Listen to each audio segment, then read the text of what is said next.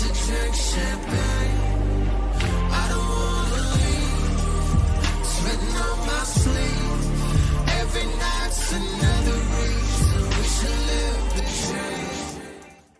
G'day everyone and welcome again to the chat. It's freezing down here in Melbourne. I had to put a jacket on. I couldn't believe it. But it's certainly hotting up in Queensland with the Queensland Summer Racing Carnival, and of course that will culminate in the Magic Millions. And could you believe it? We've actually had one of Queensland's Group 1 winning jockeys approach me to be on my show. I couldn't believe it when he messaged me. And joining me today is Group 1 winning jockey from Queensland in Ryan Wiggins. G'day Ryan, how are you, mate? Hey Ben, how you going? Yeah, very well, thank you.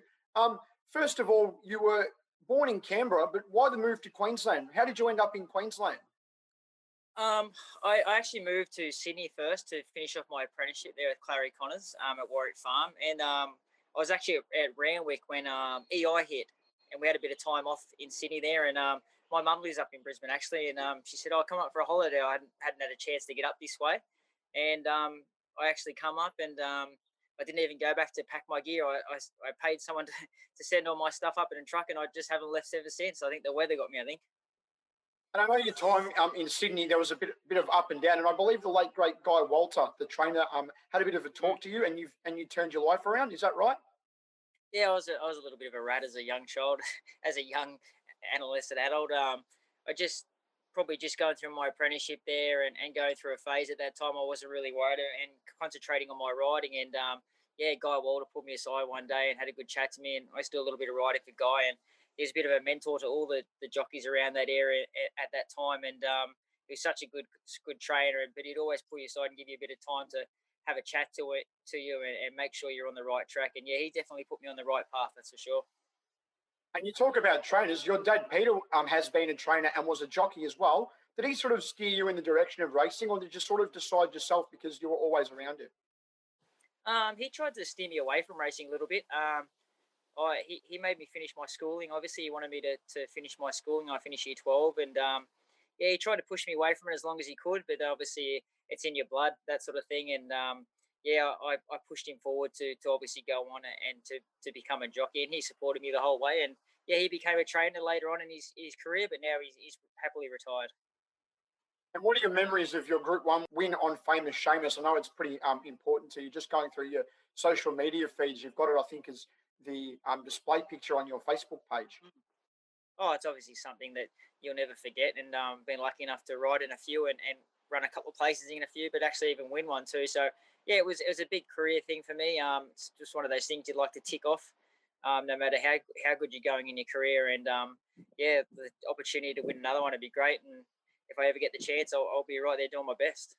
And we talk about big races. We're currently in the midst of the Queensland Summer Carnival, and obviously Magic Millions time will be coming up next month.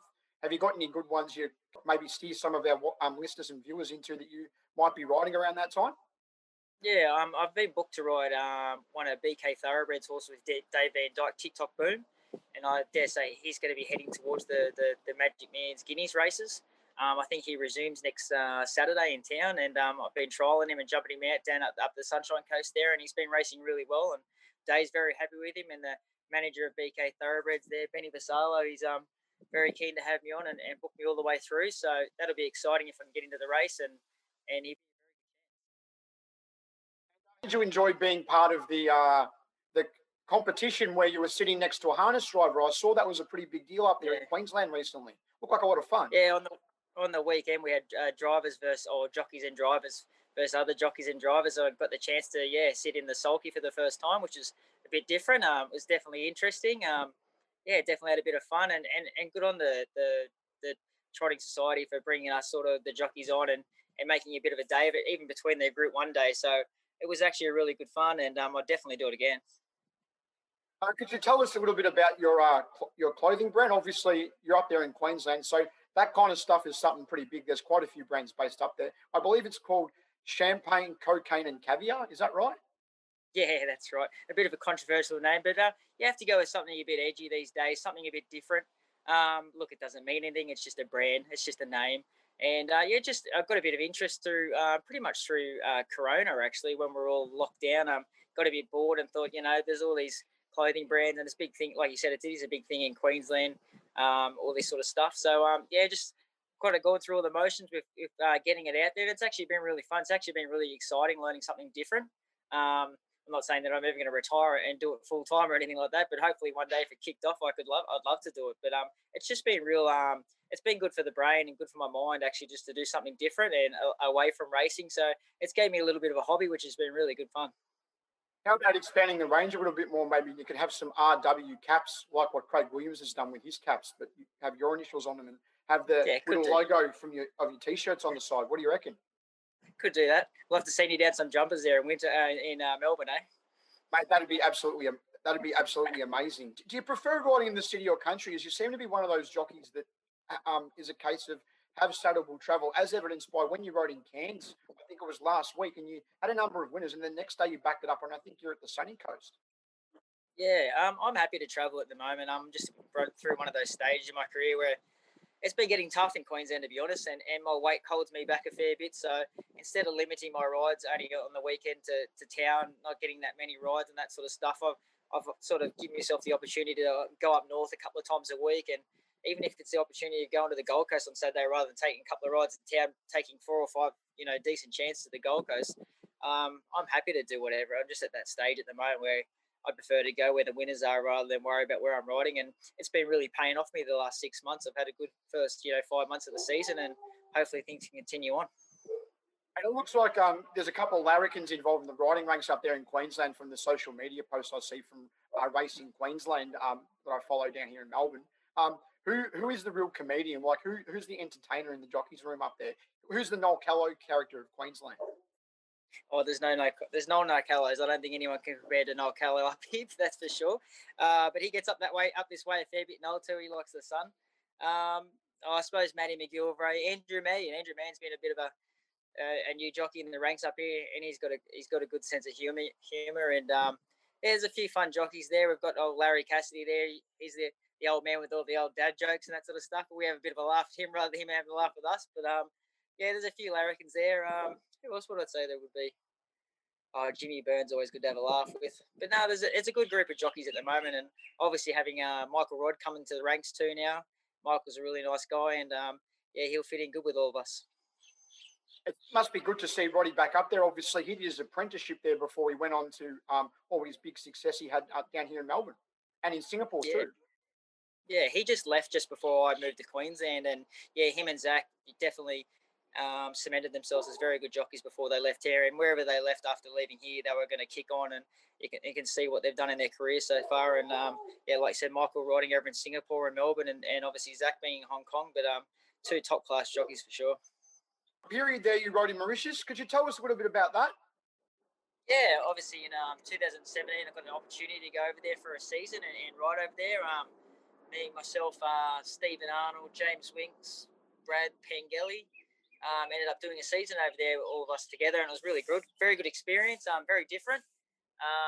But the high weights were good. They have heavy weights and that sort of style suited people like Stephen Arnold and that sort of thing. And but no, it's definitely experience. If you ever get a chance to get over that way, I know it's a long way away, but it's definitely something you need to see. The crowd just get into the racing, and the whole country just loves racing. And every Saturday, everyone tries to get there to the races, and yeah, loves backing a winner. In a recent interview that I did, I spoke to Dan Stackhouse, and he rode over there for a period too, and he was saying it's very different over there. What kind of differences did you find in Mauritius compared to here in Australia with their racing? They race very tight. The track is very small. I think it's only like 1,400 meters the whole way around. It had uphill and a downhill in it, and yeah, just small fields, but definitely pace related. But yeah, a lot of horses there end up from South Africa, and there's a lot of money there, especially for the jockeys and the trainers, and the owners put a lot of money into to have their racing keep going, and it's just a really big situation they have over there. Actually, just so many people get to the races, and so many people love it, and it's just a different experience. I suppose it'd be like riding on a Group 1 day every Saturday. So it's a big buzz to ride a winner, no matter what sort of race it is. And just away from racing, what's life like for Ryan Wiggins? I believe you've got a couple of kids.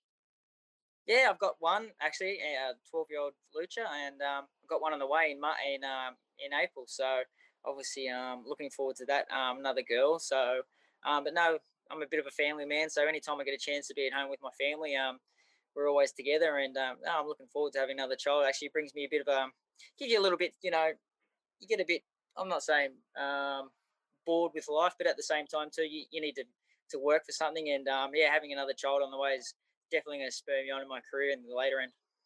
It's probably good too that you can sort of break it up because you're not riding every day. You can spend time with the kids too.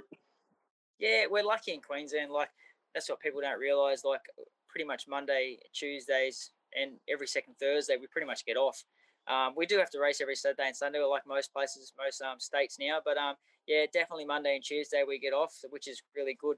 Not many states like New South Wales, Victoria, they can race for many days straight. So yeah, if you and we don't have to travel as far either. Too like Sunshine Coast is probably as far as we go on a Sunday driving wise. But obviously I go up north a couple of times a week, but I fly there too, so it's not too bad. Just one last one too. What was your biggest thrill in racing, either riding wise or just as someone in the industry? Biggest thrill, obviously winning a Group One was great. I'd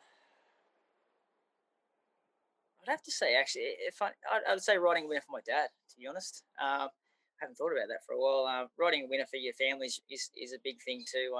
Or even just riding winners for mates and people that support you in the industry is always good. But definitely riding a winner for my dad when he was a trainer, that was definitely a big thrill for me. Um, and obviously riding a Group One winner, like you can't beat that. Like I haven't had that many chances like some of the other jockeys, but I think we take it for granted a little bit sometimes. But yeah, definitely riding a Group One race is a big thrill.